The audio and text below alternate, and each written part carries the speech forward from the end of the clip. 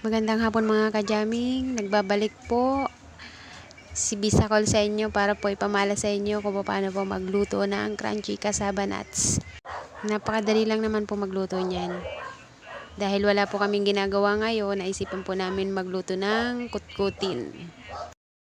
Dahil nga po hindi malimot-limutan ni Mrs. ang lasa ng ginawa kong crunchy cassava nuts nung mga nakaraan, kaya pinapagawa niya po ulit ako. Maganda po to mga kajaming, habang nanonood ka ng TV o may ginagawa ka or may nanonood ka sa cellphone mo, nagre-reels ka, pwede mo po itong gawin. Napakadali lang po niya, nilagyan lang po yan ng asin pagkatapos po maluto. Kinalog-kalog lang po ng konti para po mag-mix yung lasa niya. Konting asin lang naman po mga kajaming dyan ang inilagay. Napakalutong po niyan, tsaka malinamnam. Ayan po. Bali, ang bilis nga pong maubos. Naubos agad. Yan. So, ipapakita ko po sa inyo kung paano po yan iluluto. Dahil po medyo mahaba-haba yung videos natin. Kasi, kailangan po natin ng mahabang videos. Ayan po yung kinalabasan ng crunchy cassava nuts. Final cook po. Ayan po. Ayan. Kung makikita nyo po dyan, maliliit lang siya. Kasi ginawa ko po dyan sa kasaba, bali, hinugasan ko lang po. Hinugasan ko po muna bago ko po binalatan para po malinis na yung kasaba. Hindi madumi pagka binalatan. Yan po. Nilinis ko po muna ng mabuti yan. Yan guys. Hinugas-hugasan ko po muna yan kahit maulan-ulan. Dahil yan po ang inirequest ni Mrs. na merienda niya ngayong hapon. Pagkatapos po namin maggawa ng aming tinda sa hapon. Nagpagawa po siya ng ganyan sa akin. Bali, bumili po kami sa Tanzania ng 1 kilo. Yan po daw ang imumukbang niya mga kachaming. Crunchy cassava nuts po. Bali, pagkatapos po niyang hugasan, binalatan ko po muna yan. Yan. Dahil nga po maulan-ulan at hindi kami makalabas, ganyan lang po yung ginawa namin. Yan. Shout out po kay Glenn Nabales. Nabales ba? Kay Glenn Nabales po, pakipalo. Glenn Nabales. Salamat sa pag-share po ng videos. Mr. Glenn Nabales. Pakipalo po guys. Sender po yan ng star. Madami po yan mag-send ng star. Tsaka nakakatuwa po yung mga reels niya. Kakaiba po. Bali, kakaiba siya sa mga reels na napapanood ko. May ano siya, bali yung mga content niya po ay maganda siya kasi may kakaibang move siya.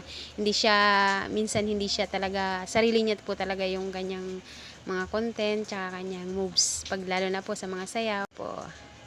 Yan po. Madali lang naman po gawin nito mga kajaming. Pagka hinugasan ko na po yung balinghoy kasi napaka niya po iputik. Tapos, binalatan ko po yan. Bali, hindi ko na po pinakita yung dyan kasi bawal daw po. Kaya, binalatan ko na lang ng kamay ko para po makita ninyo. Yan. Pagkatapos ko nyan guys, balatan. Bali, chinap-chap po siya ng medyo maliliit, tsaka madami para magmukha siyang nuts. Hello guys, sa mga tumatapos po ng videos namin, salamat sa mga nag-share. Ay, nawalan po kami ng ngayon, time mag-release po, gawa ng nag-extra income din po kami.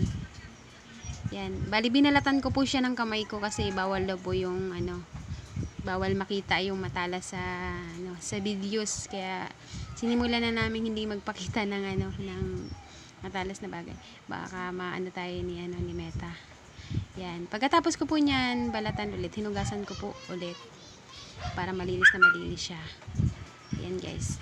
Ngayong malinis na siya guys, i-chop-chop ko po siya ng maliliit. Yan po. Ganyan lang po. Bali, chinap-chop ko po siya ng maliliit guys. Hindi ko na rin pinakita sa inyo kung paano chop-chopin. Pakitingnan na lang po. Madali lang naman po yan gayahin. Yan. Kasi ayoko po may makitang matala sa videos ko. Baka po maano tayo ni Meta. Yan guys. Ginap-chop ko po yan ng maliit.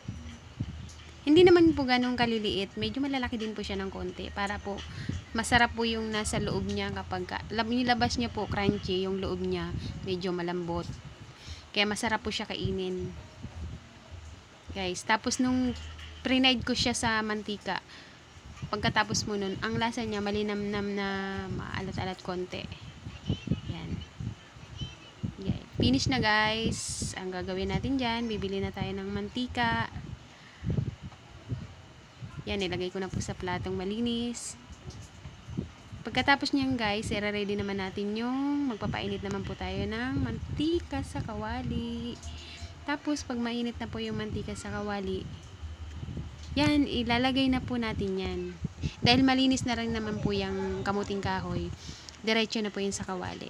Ngayong mainit na po ang kawali, guys, ilalagay na natin yung chinap-chop ko po na yung hiniwa ko na maliliit yung kamuting kahoy.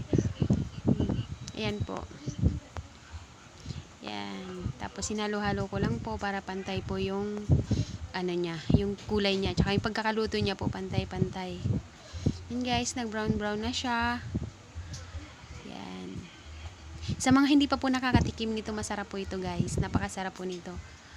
Masarap po to kapag manunod ka ng TV, merienda sa hapon. Pwede rin po ito yung partner sa soft drinks or di kaya sa kape. Yan. Pwede rin po siyang walang partner na kahit tubig na lang po. Pakasarap po nito guys. Sa mga hindi pa po nakakatikim, salamat po. Yan guys, thank you for watching.